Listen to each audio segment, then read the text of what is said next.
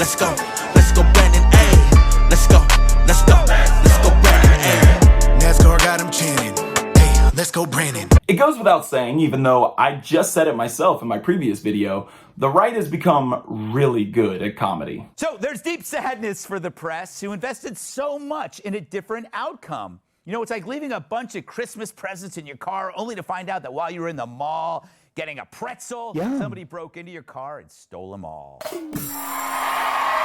And in the age of Trumpism, MAGA comedy has emerged, and boy, can they knock them dead, whether it's whining about transgender rights. Ellen Page, beloved actress of the United States, is now a man.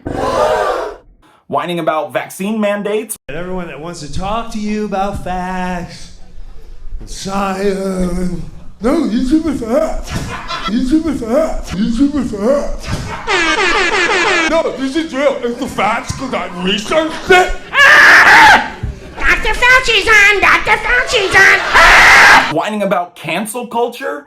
Cancel culture and PC culture, hurt comedy. The right have clearly placed themselves as the new comedy giants. Carlin, Pryor, Dave Rubin? Otherwise known by the media as a bunch of racist, bigot homophobes. No, just kidding. Those are good. MAGA swag, that would be fine. Swag. Swag, is that a word? It's coming back. I mean, I used to do this. This is what I did. Okay. I forgot that I'm good at this. All right.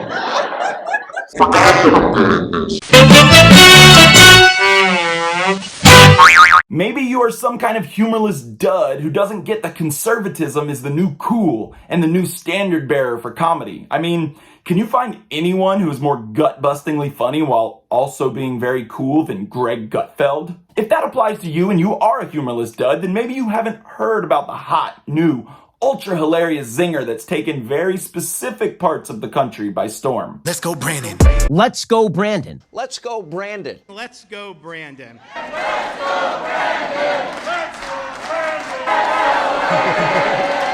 Oh, that's not funny? You must be some liberal SJW who doesn't understand what real comedy is. Let's Go Brandon is genius, a divine revelation, the perfect joke.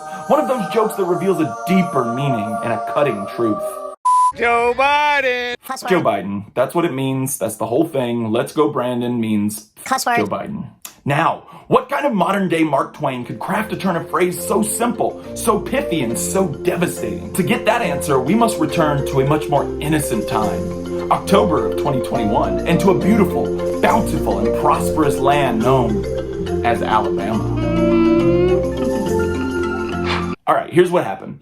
Back in October of this year, the Sparks 300 NASCAR Series made a stop at the Talladega Speedway in Alabama. Darkness is creeping towards you, whether you know it or not. Now, for the uninitiated, Talladega is a frequent destination for NASCAR superfans. It is the longest NASCAR track and has a stadium that holds up to 175,000 people. Talladega is a sacred pilgrimage for NASCAR fans. October 2nd of this year, professional race car driver Brandon Brown crossed the finish line, giving him his first ever NASCAR checkered flag. And in the midst of the celebration, Brandon was summoned by a bevy of sports journalists, one of whom was NBC correspondent Kelly Stavast.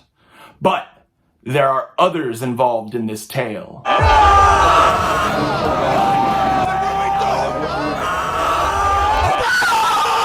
Because you see, behind Kelly Stavast and Brandon Brown are 175,000 mostly drunken NASCAR fans, and acting as one unit released a chant that would have inspired William Wallace into battle. Construction, thank you Mid-Atlantic, thank you to all of our partners. Oh my God, it's just such an unbelievable...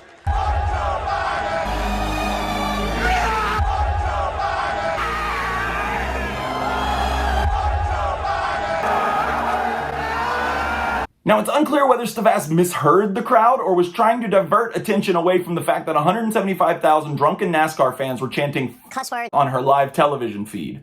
So Stavast said this. Oh my God, it's just such an unbelievable moment. Brandon, you also told me, as you can hear the chants from the crowd, let's go Brandon. That's the full context. They were saying Joe Biden. She said they were saying let's go Brandon. So henceforth and forever, let's go Brandon is now synonymous with Joe Biden. Now, before I talk about Let's Go Brandon's impact on comedy, it has none, and politics, I wanted to address two things. Thing number one. Though I have described Let's Go Brandon as profane, I mean that literally, as a truism, an adjective. I'm not going to go on a monologue about how impolite discourse is the real reason for the country's stark divide, because if we all started thinking like that, then the New York Times editorial page would have nothing to write about anymore. I do concur that we must be polite in our disagreements, if those disagreements are of ultimately little to no concern. So yes, if you get in a fender bender, be polite to the other driver. Always be polite to your waiter. Post-pandemic, 20% is the new minimum. And if someone says, oh, I didn't really like The Matrix Resurrections, be polite. Don't say, you're a stupid idiot. The Matrix Resurrections is one of the best films about trauma and reclaiming your identity when it's hijacked by cyber fascists, you big dummy. That wouldn't be polite. It would be true, but not polite. But discussions about whether our political discourse has gotten too impolite are often a liability on the road to justice. Being polite in low to medium stakes situations is very important, but when the stakes are creating a more equitable world, being polite is frankly unnecessary. So yes, though I may describe Let's Go Brandon as a profane gesture, I've got no problem with the profane. I don't really care that Let's Go Brandon is coarsening the discourse. Besides, 5 years ago, I was blasting this. Yeah, Donald Trump. Yeah, Donald Trump. Yeah. It's just that when YG and Nipsey Hussle said it, it sounded a lot cooler than this. Let's go, Brandon! Thing number two. Criticism and mockery of Let's Go Brandon is by no means a defense of Joe Biden. But I like Joe Biden. Aside from all of Biden's already documented previous problematic issues surrounding race, crime, and inequity, in his first year in office, Biden has made impotent efforts at marginal progressive reform. Biden's neutered infrastructure bill, Build Back Better, that though not nearly progressive enough, did include some important initiatives, was just nuked by Joe Manchin, the West Virginia senator and a medical marvel who has lived for 74 years despite being made up entirely of Jell-O and Botox. And Biden's foreign policy only seems like an improvement because the last guy's foreign policy was written in crayon and had to be less than a page, or else he wouldn't even read it. Now, of course, Biden was at the helm of a difficult decision that never had a chance at a positive outcome, pulling American troops out of Iraq and Afghanistan and ending America's longest wars. He was in a no-win situation. For now, fair enough.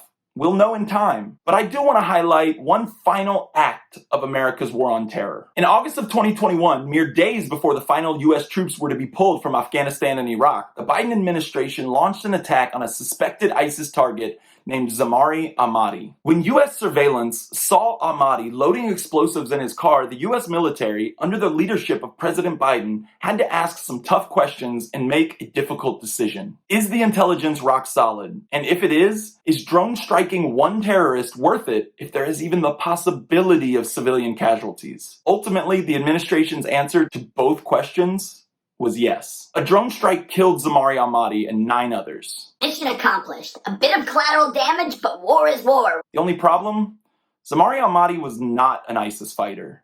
He wasn't any kind of fighter. He worked for the group Nutrition and Education International. Ah, that must explain it. The U.S. wouldn't drone strike an innocent man. This Nutrition and Education International must be some kind of devious cabal aimed at total destruction and domination. Let me just see what their website says. Aha, here it is. Our mission is to provide practical solutions to malnutrition by establishing an in-country self-sustainable soy value chain composed of seed multiplication, soybean cultivation, soybean processing, and soy market development. Our vision is to eradicate protein energy malnutrition for undernourished countries, especially among women and children. The group Zamari Ahmadi worked for, the Nutrition and Education International, is an aid group. Their goal is to provide nourishment to developing countries in war-torn areas. But what about the explosives Ahmadi was loading into his car? It was water. Water that Ahmadi was packing in his car to take it to those who needed it. And the 9 others killed? Those were Ahmadi's family. 7 of them were children. No doubt, Biden is an improvement on Trump, and I don't believe that Biden would have killed Zamari Ahmadi knowing what he knows now. And I'm hopeful that the deaths of Ahmadi and his family weigh on Biden's mind and make him a better president. But America's foreign policy in Iraq and Afghanistan has always been strike first, ask questions later, and now Joe Biden owns a significant portion of that legacy. So, you know what? If we remove every political implication from the phrase, then yeah, let's go Brandon. So with those disclaimers, I'd like to answer the two questions at the heart of the Let's Go Brandon phenomenon. The two questions at the heart of the Let's Go Brandon phenomenon. 1. Is Let's Go Brandon funny? And 2. Should we be concerned by its sudden explosion into the mainstream? First, the simple question. Is Let's Go Brandon funny? No, of course it isn't. It's stupid. Warning! Warning! Another white guy on the internet is going to explain jokes. I will try to keep it brief. Let me backpedal slightly, because a mob of MAGA NASCAR fans chanting Joe Biden and a news reporter having to pretend it's not happening is, I'm sorry to say, objectively funny. Like, funny in the same way any news blooper is funny. Thursday here at Augusta High School that led to Chris Wood's death. The f*** is that? I'm dying in this country-ass uptown. Shit flying in my mouth. I can't see pollen. Let's get the f*** out of this country, motherfucker. I can't even see me. Funny in the same way that it's funny to watch any reporter panic in an unscripted moment, and funnier still when that moment is in violation of the puritanical standards of the FCC. People pay good money to come watch these athletes play, and they try to take over the game. Shaq, we're on live. I know. But that funny viral moment is not what gave Let's Go Brandon the legs to make it out of the autumn news cycle, still going strong. When we all finished laughing at the absurdity of it, the architects and propagandists of the MAGA-verse found something else. Right-wing pundits, radio hosts, pill salesmen, survival food salesmen, gold salesmen, and even Republican politicians. When you look at the Brandon administration in terms of what they're doing. Began amplifying Let's Go Brandon. Not because it's funny or particularly insightful, it is not, but because they saw its potential.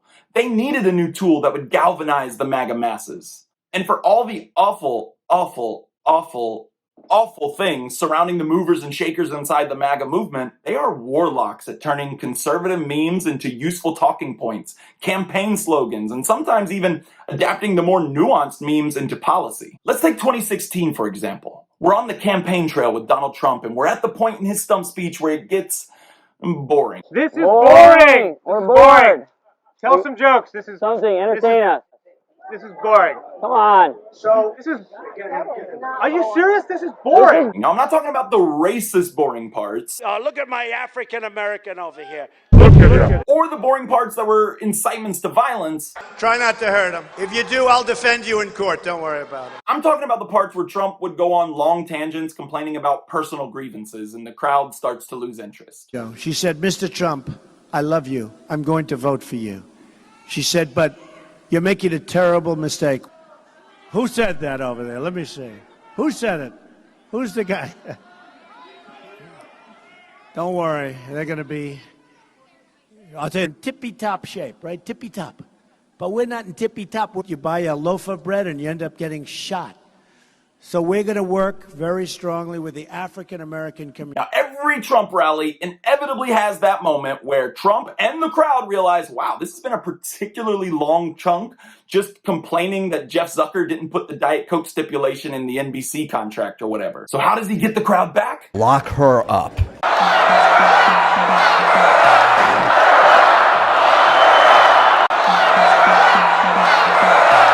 Her being Hillary Clinton. Trump's entire 2016 campaign was fueled by nothing more than the remainder of Steve Bannon's soul, Diet Cokes, and lock her ups. And yes, also dark money coming from dubious sources, both foreign and domestic. What about in the days following the 2020 election when the MAGA-verse needed to rally behind something?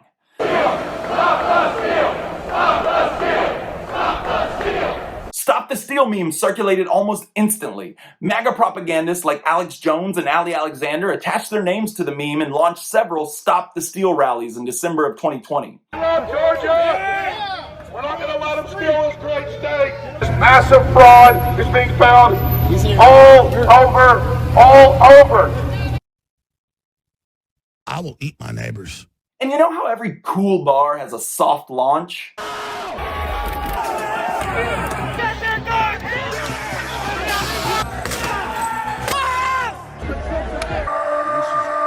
Oh, you were at the January 6th insurrection? Well, I was there for the soft launch at the Stop the Steal rally in Baton Rouge, man. Far right is good at rallying its base around simple, digestible, and most importantly, chantable memes. And right now, they need something. So the Let's Go Brandon phenomenon just seems like it was inevitable. The far right and the right in general need something to rally behind. No matter how much the right tries to pretend it was nothing more than a patriot tailgate party or whatever Andrew Clyde is calling it now. You know, if you didn't know the TV footage was a video from January the 6th, you would actually think it was a normal tourist visit. There was no insurrection, and to call it an insurrection, in my opinion, is a bold-faced lie. The Capitol insurrection is a really bad look on them. The Q movement seemed to be next in line as the freak show of the week that will ultimately be absorbed by and become a part of the very fabric of the Republican Party, but the Qsters, or QEs, or QVians, ever the wily bunch, can't stop infighting and going on field trips to find JFK Jr., who has been dead since 1999. So while Q's influence on our country's history is undeniable, Q in its current state is a little on the outs with the mainstream right. And to compound the issue, Trump has been way less effective at mobilizing the MAGA faithful in 2021, especially after having the audacity to say the vaccine won't murder your family, not just once, but a couple of times. Trump facing a wave of boos, in fact, by his own supporters when trying to tell the crowd to get vaccinated. Plus, and as dumb as it is, with Trump off Twitter, the right no longer has one centralized location that will take saber rattling one step further by distributing sabers and then pointing out targets. So I guess what I'm trying to say is the right needs Let's Go Brandon way more than Brandon will ever need them. And I know any criticism, critique, or inquiry into Let's Go Brandon will invoke accusations of being triggered or too PC. Social justice warrior. And honestly, Let's Go Brandon is so stupid, there's nothing to get triggered about. We can at least be thankful that the meme at the center of this particular phase... We can at least be thankful that the meme at the center of this particular phase in the right-wing galvanization machine isn't explicitly sexist, racist, or homophobic. But by trying to find deeper meaning or to analyze it as a serious political maneuver is pointless. Laugh at the absurdity of the situation? Yes. In 5 years, remember that Let's Go Brandon was a thing and dust off a couple of the Brandon classics? Let's go Brandon! Definitely. But for now, just let them have it and don't let it become a distraction. Now, I know it's cliche to say don't let things become a distraction, and I almost didn't include that point at all. But when I started making this video, I noticed a coincidence that made it impossible not to. Zamari Ahmadi and his family were killed on August 29th, 2021. The Biden administration didn't acknowledge that civilians were killed in the operation for 3 days until White House Press Secretary Jen Psaki announced it in the briefing room on October 2nd, the same day Brandon Brown won at Talladega and Let's Go Brandon was born. Which one is still in the news? Which one still trends on Twitter? Which one did I decide to make this stupid video about? Now, that's not to say that folks can't care about two things at the same time, but when one of the two things is profoundly stupid, please remember to care proportionately. Sure, save a few eye rolls for the next MAGA dork you see with a Let's Go Brandon flag, but the right's current identity crisis shouldn't distract us from more important things. Throughout 2021, the MAGA-verse, splintered, fractured, and in many cases facing indictments, have been left to lick their wounds. And Let's Go Brandon is the medicine that ails them. Is it the right medicine? No. But if COVID has taught us anything, it's that won't stop them from taking it anyways. Horse dewormer. So no, Let's Go Brandon is not funny at all. And the reasons for why the MAGA faithful think Joe Biden should let's himself are completely different than mine. Trumpism is in survival mode, like a starving raccoon scavenging neighborhood garbage cans for a scrap to eat. Trumpism has scoured the trash heaps of comedy and they found Let's Go Brandon. Let them have it. Let's Go Brandon is simply an unsettling harbinger of what we already knew was coming. The next evolution of Trumpism. So while the MAGA-verse is having fun rolling around in their latest garbage find, sometimes it's okay to say, let the raccoon eat the trash. At least he's not tearing up the garden again. But stay cautious, because sometimes raccoons have rabies and bad tempers. Let's go, let's go, let's go Brandon, ayy. Let's go, let's go, let's go Brandon, ayy. Let's go, let's go, let's go, let's go Joe Biden, oh yes he must go. Hey! Hey, it's me, guy from the video you just watched. Thank you for watching. I am a new channel, so the fact that you made it all the way to the end warms the cockles of my soul. And if you want to support me and my soul cockles even more, you can like this video and subscribe to my channel. I learned a lot on this subject from a lot of really great places. If you want more information about the things discussed in this video, check out the links in the description below. The organization Zamari Almaty worked for is Nutrition and Education International. Doing this video has made me a bit more acquainted with their work, and it is amazing. For over a decade, they have helped farmers in Afghanistan grow soybeans to the point that soybeans are now a self-sustainable crop in Afghanistan. Much of that soy has been processed and distributed in areas with high malnutrition. The link to their website with information on how to donate is also in the description below. America don't care about you, Joe. I thought that you should know. Got us rolling back the curtains on the stage you just set. Treat you more like Alec Baldwin since been a proper